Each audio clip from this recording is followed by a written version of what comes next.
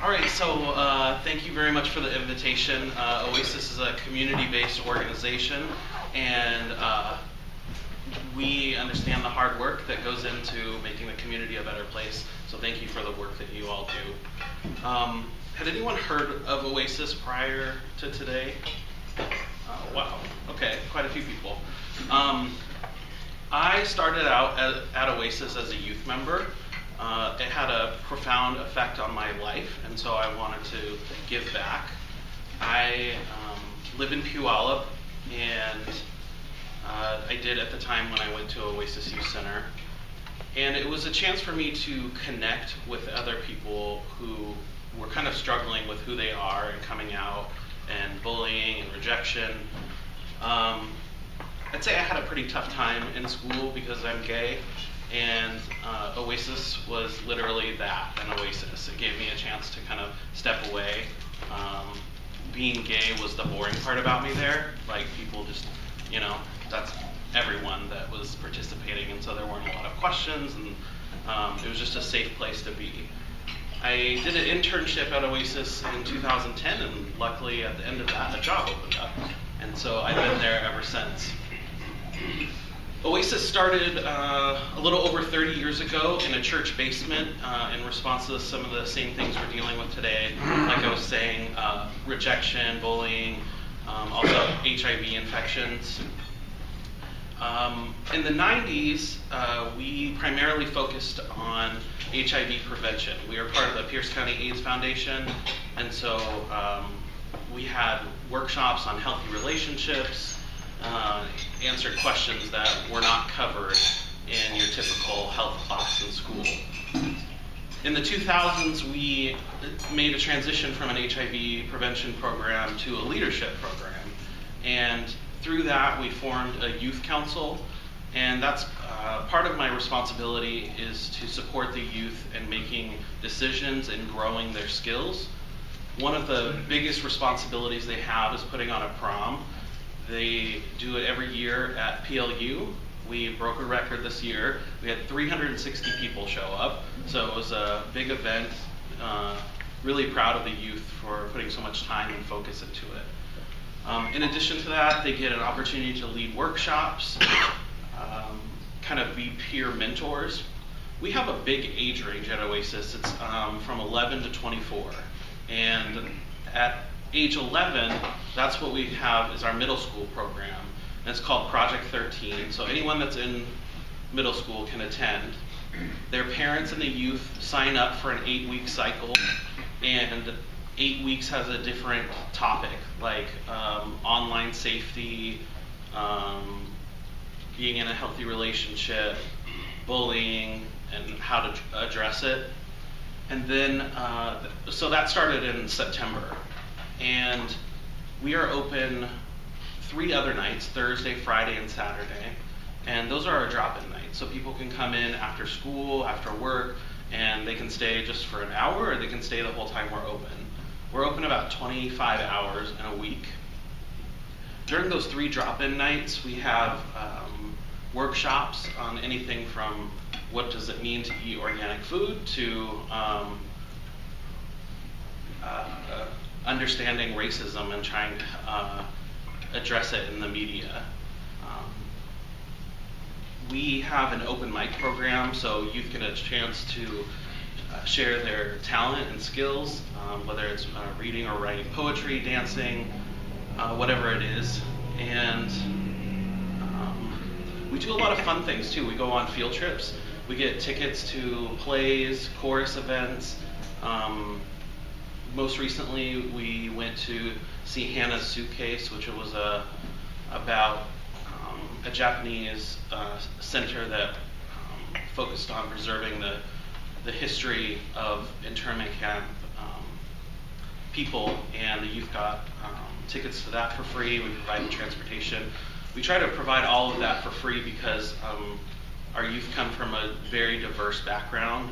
Some people have no family support, they've been kicked out, and so that usually means that they've had a tough time finding a job, or they're experiencing homelessness.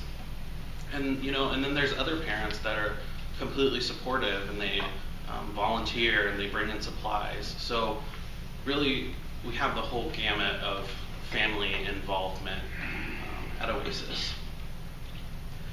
Last year, I think JC came in here, is that right? He gave a presentation. So we're roommates. We share one space, Oasis and the Rainbow Center. We're two separate organizations. The Rainbow Center primarily focuses on adults, and they're open during the day, and we're open in the evening. I put some materials on your table. The first one is this is the Tacoma Pride Festival. Tacoma is unique because it lasts for over a week. Most places just have a one-day large event. This is the first year that we're going to be located on Pacific Avenue between 7th and 9th, so we've definitely expanded the space.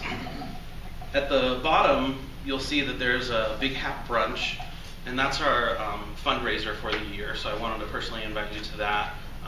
It's a fun morning, early afternoon activity where you can wear a crazy hat, bow tie, whatever you want. It's kind of a irreverent event. At Oasis, we have about 500 people that come through the course of a year, so we stay pretty busy.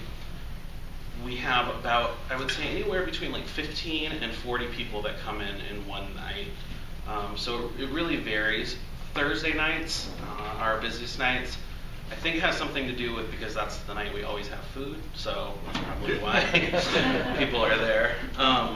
And then also they get an opportunity to kind of gather in a circle, and we talk about the highs and lows of their week so that they can see that other people may be going through something similar that they are. At Oasis, we kind of talk about LGBTQ, and Jason was mentioning that we provide trainings. We try to help all different professional offices and schools understand kind of the terminology and how to work better with LGBTQ people. So in case you haven't heard that before, it's lesbian, gay, bisexual, transgender, and then the Q can be for queer or questioning.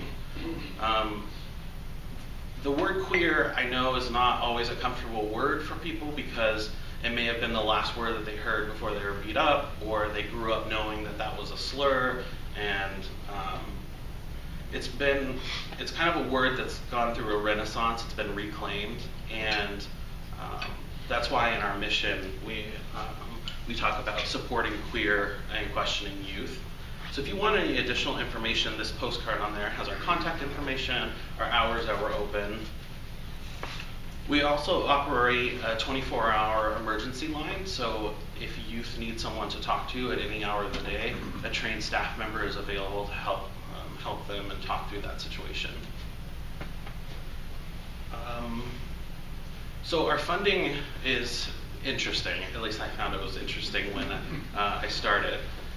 So I'm sure you all hear in the news when there is a bank that has had to pay a large fine because of a housing crisis. Well, that large fine goes into some of these nonprofits, including Oasis. And so that money is funneled from the federal government to the state government, and the state agrees to match some of those dollars, and then they contract with us to do that. We also get support from the city of Tacoma and the city of Lakewood, a lot of different foundations, including the Greater Tacoma Community Foundation, and personal contributions as well.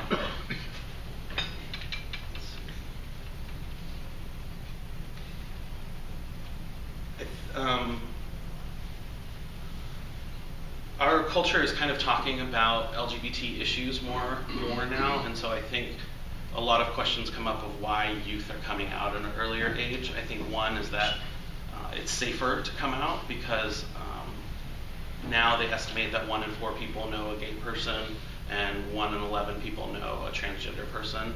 And so I wouldn't say there's definitely more like LGBT people, it's just that more people feel comfortable talking about who they are. I think that kind of summarizes what Oasis is, a little bit of our history, who I am. Were there questions that folks had? Matthew, you talk about the support for the community. Tell us, given the Orlando tragedy, how did you handle that, and what did the Oasis Center do to support your the community? It was actually pretty moving. Oasis, the Rainbow Center, and a lot of other community-based organizations and support groups organized a vigil the same day on Sunday night. It was a pretty good turnout.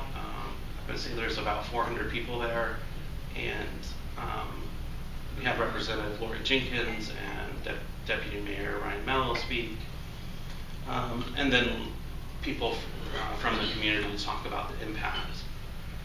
And then we had an opening and closing prayer as well. It definitely hit the community pretty hard. We were kind of moving through last week and this week with a very heavy heart, because we know what an impact that has on coming out and how that adds another layer. Like, it's already hard to come out to your parents, but now you are worried about your safety as well. And then we're always there to talk with the youth. We can talk one-on-one, and then we talked about it in our large group on Thursday night as well. Yeah. Could you go into a little bit what that training that you put on, what that entails? Yeah, thank you for that. So we do trainings that last from an hour and a half to 3 hours. We can customize them to your agency or the people that you serve. I'd say the largest chunk of time is understanding vocabulary. Just like English is a continually evolving language, right? We always add new words to the dictionary each year, and that kind of goes the same for the LGBTQ community. There's new words and new definitions for those. So we spend some time helping people understand that.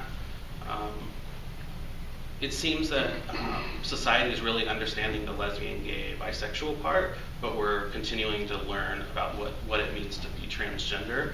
And so in that training, we cover things like what does it mean to transition? How do people transition? What are some of the obstacles they have? What are some of the qualities that LGBTQ people have and develop because of the world that they live in and they move through? We talk about current laws. In 34 states, it's legal to fire someone for being transgender. In 29 states, it's legal to fire someone because they're gay. And so a lot of people don't know that. Washington's really a great place because we passed an anti-discrimination law in 2006. But what we find out is that even though laws change, people's hearts haven't changed. And so we talk through the laws and what's ahead and what are some of the obstacles. There are people in high places who have done quite well, like Tim Cook at Apple Computer, Ellen DeGeneres. I suppose people like that can be somewhat of a role model for people, teenagers who are kind of struggling, and saying you can be successful and be a gay or lesbian. Is that ever brought up in some of the training or meetings? Absolutely. There's an organization that puts together a history month, and LGBTQ History Month is in October, and each day they dedicate it to someone else. Usually some of the figures that they include are more recent figures like Ellen DeGeneres, Tim Cook, and so on, because it wasn't safe to come out, and so our history is a little bit limited, and it's hard to confirm some things. And so, yeah, we definitely talk about history, role models, and then how to be an ally yourself.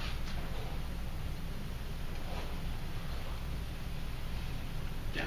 So I saw the 24-hour emergency hotline. How does that operate? I mean, is there somebody on staff sitting in the office 24 hours, or how does that work? Each week, or about every 6 to 7 days, a staff person takes on the emergency line and receives calls. And we try to balance that out. So if one week someone's having a lot of calls, then we try to rotate it. But you know, we're a small team. We're a team of 6, and we share that responsibility. That goes in spurts. I would say sometimes we get a lot of calls in 1 week, and then 3 weeks we don't get a call. And so it kind of depends on the school year, and then kind of just happenstance of living situations and so forth. So what's like the volume of calls then received on that line? I mean, is it every day? Is it? No, I would say, I don't know the exact number, but I would say somewhere around 125 calls a year. And we definitely are not a mental health line, and so if people are experiencing a mental health crisis, we do have the crisis number, and we refer them to that and help them get connected. That kind of reminded me of some of the other services that we offer. We have an on-site therapist.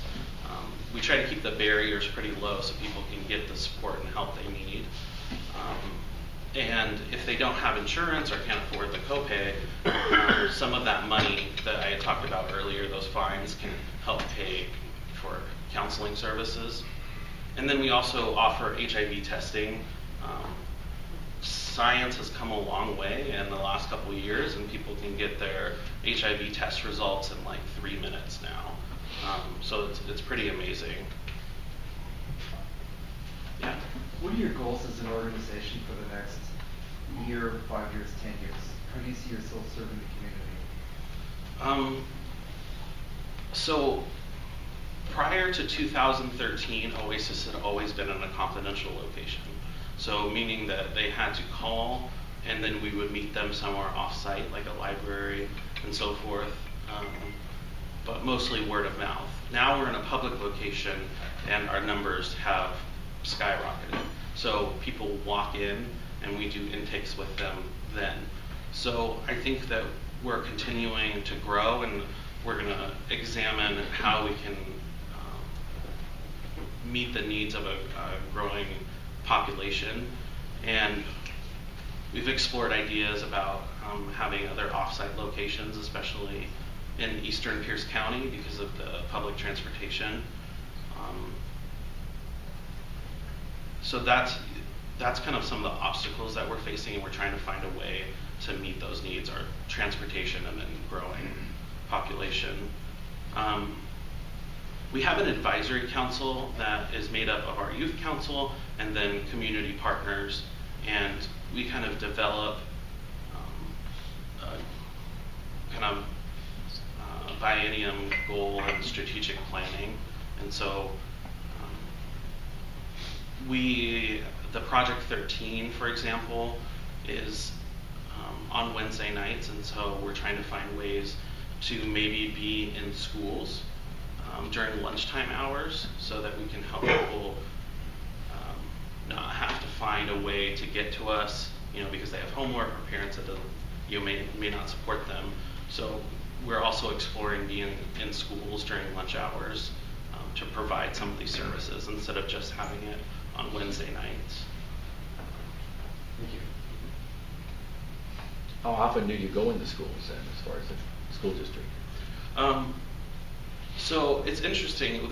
I think it's really great that Jason brought up the point about if you would need any support around training. We always accept an invitation. It doesn't work so well for us to go to an organization and be like, you need to know more about LGBT stuff. So it's really invitation based. I would say we have some kind of interaction with a school or a district maybe 40 times a year. Last year we trained the the Peninsula School District's counselors. I did the Tacoma Public Schools nurses this year, and then we have interns from technical colleges as well. Yeah. The Pride Festival, I know JC from the Rainbow Center emails me every year about volunteers for the event. So I know there's ways for people to get involved. Can you talk a little bit about that? Sure. it's a big event.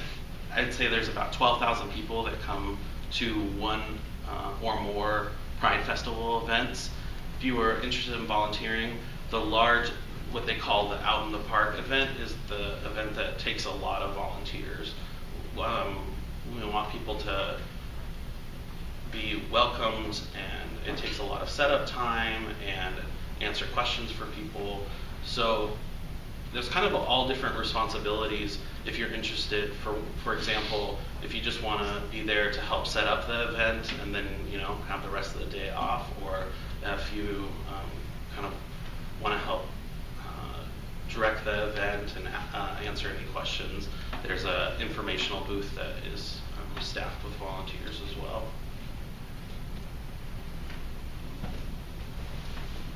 Any other questions? Well, thank you, Matthew, for coming.